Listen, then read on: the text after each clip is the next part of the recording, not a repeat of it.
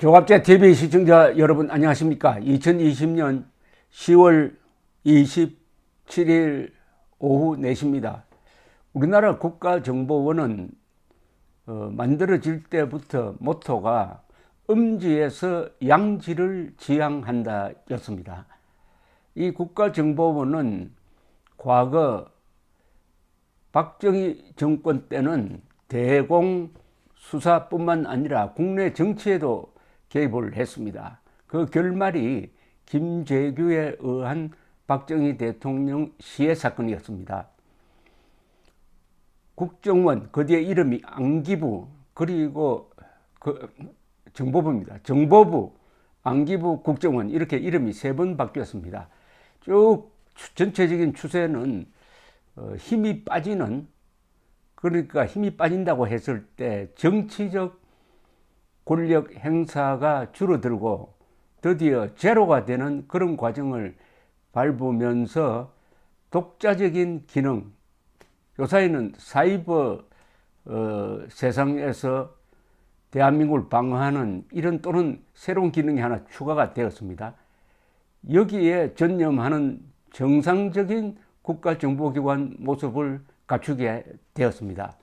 그러나 변함없이 이 기관이 가져야 할 임무가 간첩 잡는 일입니다. 쉽게 말하면 그걸 대공수사권이라고 그러죠. 그런데 이 대공수사권을 국정원이 갖지 못하도록 하고 이 기능을 경찰에 지금 넘겨주려고 하는 시도가 이루어지고 있는데, 여기에 대해서 물론 국정원법을 개정해야 됩니다. 여기에 대해서 국가안보를 걱정하는 전직 국가정보원 직원 모임이 오늘 여러 신문에 의견 광고를 내었습니다.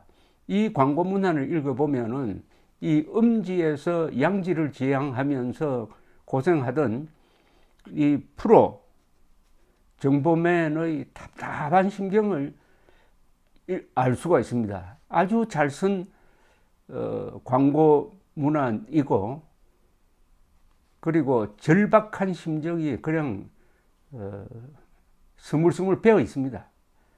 왜 절박하냐? 국가정보원으로부터 간첩 잡는 기능을 떼어내면은 누구를 위하는 게 되느냐? 의도하든 의도하지 않았든 결과적으로 김정은의 수건을 풀어준다. 김정은의 수건이 국가정보원 없애는 것이었습니다. 그들은 알았습니다. 국가정보원 때문에 대한민국 적화 활동에 크나큰 장애가 있다. 북한 정보기관에 있어서는 국가정보원이 공포의 대상이었습니다. 적에는 공포의 대상이 되어야죠.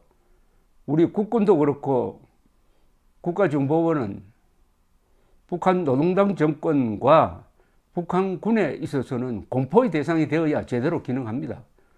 과거의 국군이 그랬고 과거의 정보부가 그리 하였습니다. 그런데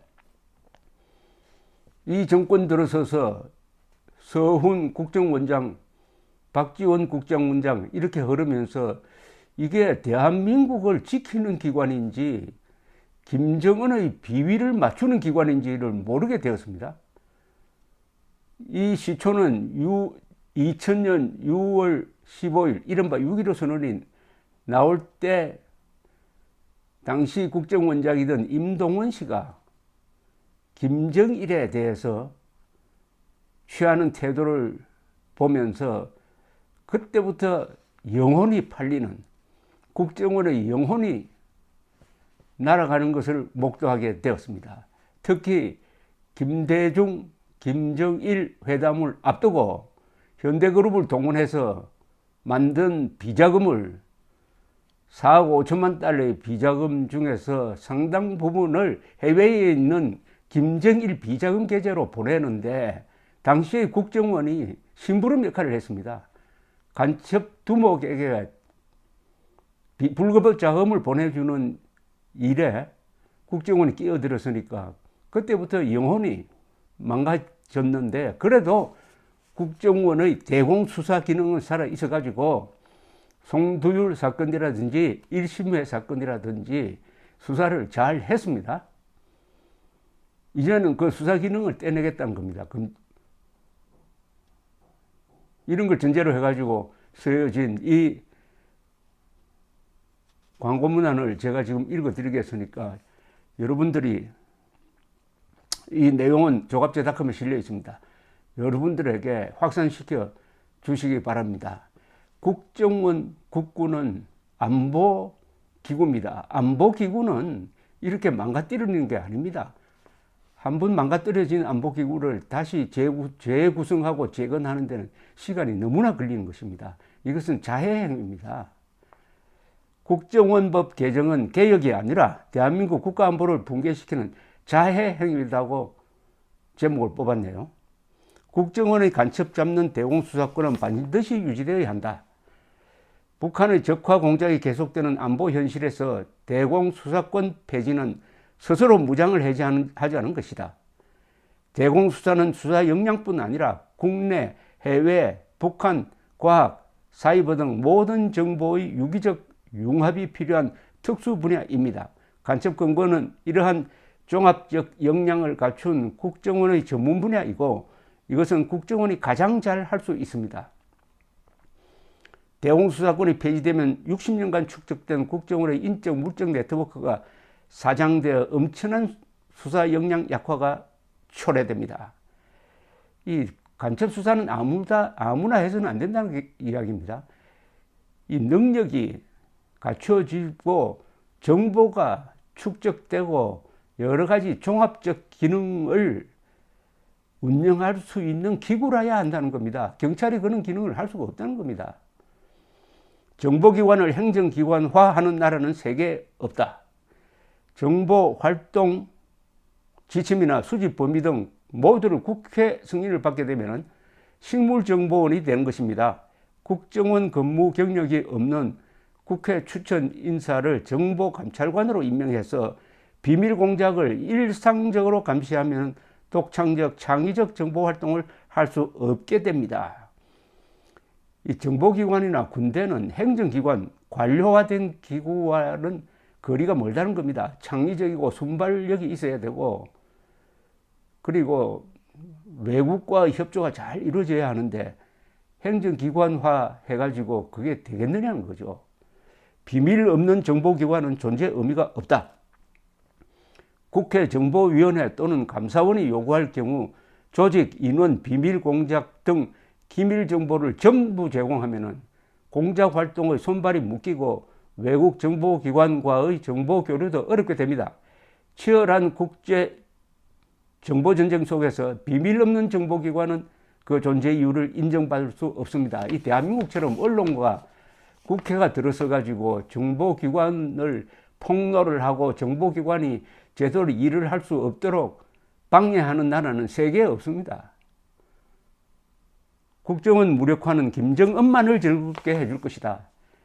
국정원이 무력화되면 북한은 국내 종북 반체제 세력 선동 활동을 노골화할 것입니다.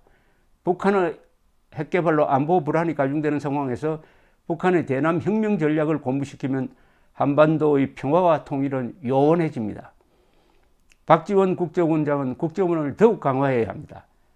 북핵 위기, 미중 갈등 등 엄중한 안보 상황에서 국가를 지키려면 정보기관이 제 기능을 갖추어야 합니다. 세계 선진국들은 살아남기 위해 정보기관 육성에 전력을 다하고 있습니다.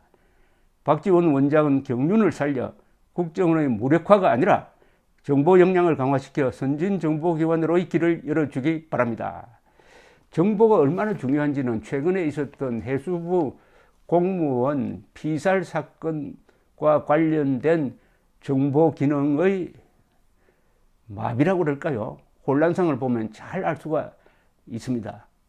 정보가 실패하면 작전이 실패합니다. 이스라엘이 몇 차례 기적적 승리를 이끌 수 있었던 힘도 정보에서 나왔어요. 1967년 6월의 6.1 전쟁을 이스라엘이 세 나라를 상대로 이겼습니다. 세 나라는 요르단, 시리아, 이집트. 어떻게 이겼느냐? 기습을 해서 이겼습니다. 어떻게 기습을 했느냐? 이집트 공군 부대가 아침 교대 시간에 해이하다는 정보를 입수를 해가지고 그 시간을 틈을 타서 기습을 해가지고 전투기가 이 비행장에 앉아 있을 때 때려가지고 한 300대를 부숴버리고 말았습니다. 그래서 6.1 전쟁이 30분 만에 실질적으로 끝났다고 합니다. 정보의 승리입니다.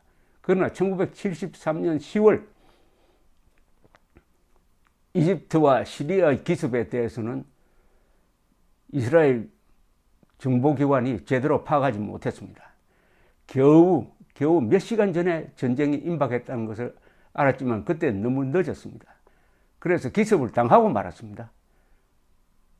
자칫 잘못하다가는 이스라엘이 그때 핵무기를 갖고 있었습니다. 핵무기를 써야 이길 수 있을지 모르겠다는 위기까지 몰렸던 적이 있습니다. 그 정보 실패로 해가지고 1973년에 제1차 석유파동까지 일어났습니다. 앞으로 북한을 상대로 한 우리의 정보 실패가 있다면은, 그러면 지금 국정원에서 간첩 잡는 기능을 삭제하겠다는 이 사람들이 책임질 겁니까? 대한민국이 망한 다음에 이 사람이 책임질 겁니까? 여기 정보기관을 행정기관화하는 나라는 세계에 없다. 비밀 없는 정보기관은 존재의 의미가 없다.